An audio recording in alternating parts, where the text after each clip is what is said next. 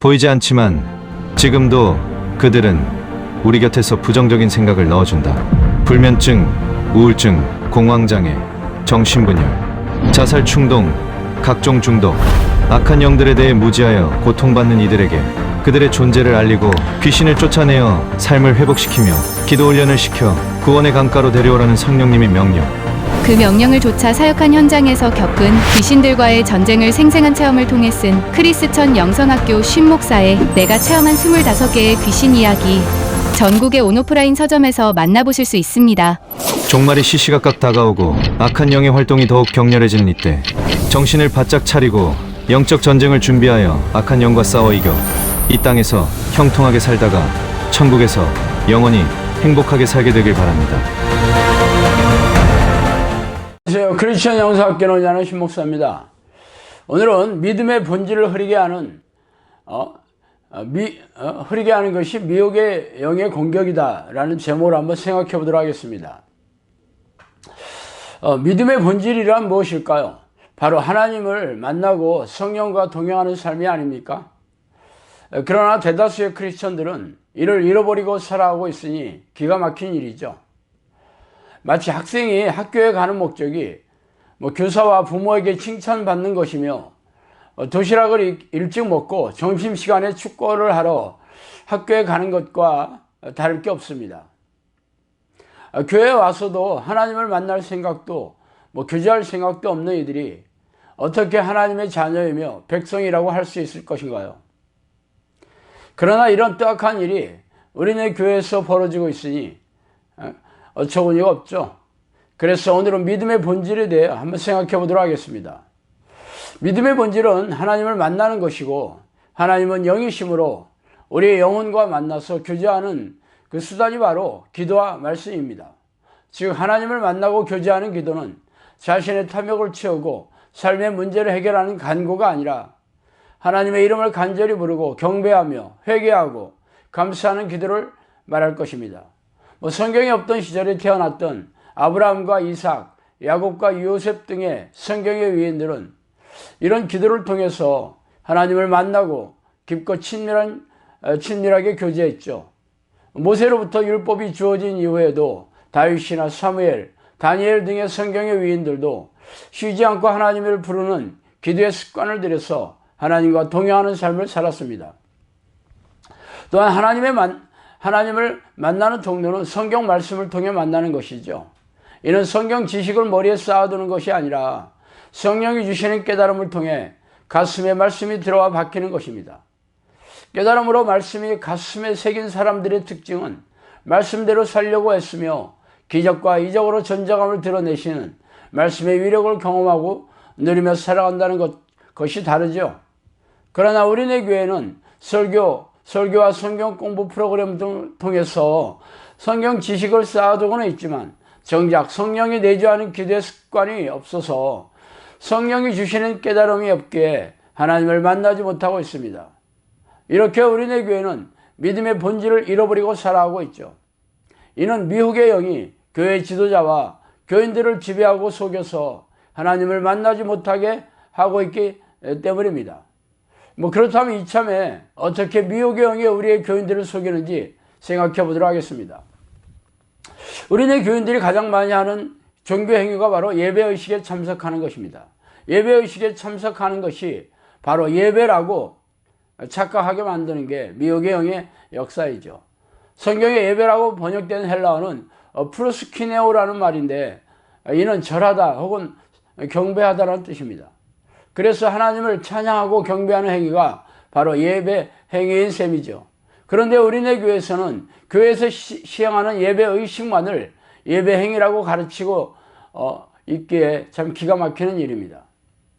그러므로 형제들아 내가 하나님의 모든 자비하심으로 너희를 권하노니 너희 몸을 하나님이 기뻐하시는 거룩한 산 제물로 드리라.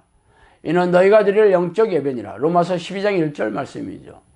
그들은 이스라엘 사람이라 그들에게는 양자됨과 영광과 언약들과 율법을 세우신 것과 예배와 약속들이 있고 조상들도 그의 것이요 육신으로 하면 그리스도가 그들에게 나셨으니 그는 만물 위에 계셔서 세세의 찬양을 받으실 하나님이시라.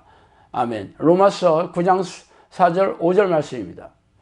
위의 말씀에서 번역한 헬라어 라트레이아는 제사라는 뜻이에요. 그러나 신약시대에 들어와서 구약의 제사법이 폐지되었기 때문에 제사라는 단어 대신 예배라는 단어로 대치된 것입니다. 성경에서 말하는 예배는 우리가 살아있는 제물이 되어 하나님이 기쁘시게 하는 삶을 사는 것입니다. 그런데 미혹의 사람들이 관행적으로 만든 예배의식을 예배라는 말로 교묘하게 바꾸어 속이고 있습니다. 물론 일상의 삶에서 기도와 말씀으로 하나님을 부르고 찬양하며 하나님의 뜻을 깨달아서 삶에 적용하는 사람들이 교회의 예배의식에 참석하여 예배 행위를 하면 하나님이 기쁘게 받으실 예배가 될 것입니다. 그러나 평소에는 하나님을 까마득히 잊고 살다가 특정한 요일과 시간에 교회 예배의식에 참석한다고 해서 그게 예배가 되겠습니까? 그러나 우리네 교회는 이런저런 예배의식을 만들어서 교인들에게 참석을 강요하고 있습니다. 그리고 성경에도 없는 주일 성수라는 말을 만들어서 마치 하나님의 뜻인 양 호도하고 있죠. 이런 모습이 바로 미혹의 영이 믿음의 본질을 흐리는 대표적인 공격들입니다. 또 다른 미혹의 영이 믿음의 본질을 흐리는 공격은 갖가지 희생적인 신앙행위에 빠지게 하는 것이죠. 우리네 교회는 주일 예배, 수요 예배, 구역 예배, 수련회, 부흥회, 새벽 기도회, 특세, 교회 봉사, 전도 행사, 각종 교육 프로그램들의 참석을 강요하고 있죠. 그래서 이런 종교 행사에 참석하고 여러 희생적인 신앙행위를 하다 보면 항상 바쁘게 지내고 파김치가 되어서 집안 살림은 물론 자영업, 직장, 자녀, 남편 등의 가족을 돌보지도 못하며 가장 중요한 믿음의 본질인 기도와 말씀으로 하나님을 만나지도 못하게 됩니다.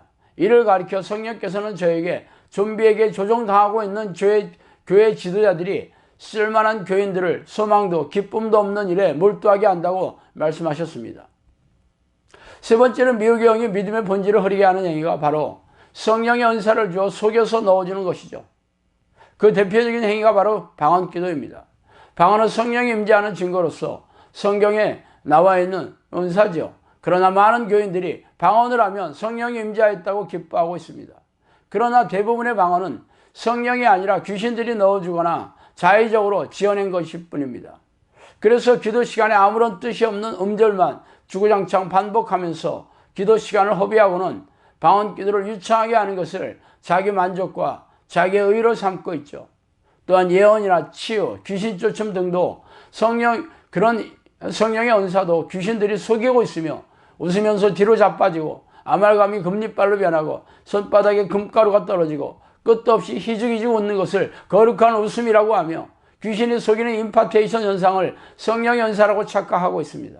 그래서 이런 현상을 드러내는 이들은 자신 안에 성령이 계심을 철석같이 믿고 있기 때문에 기도와 말씀으로 하나님을 만나려는 믿음의 본질을 철저하게 잊고 살아가고 있습니다.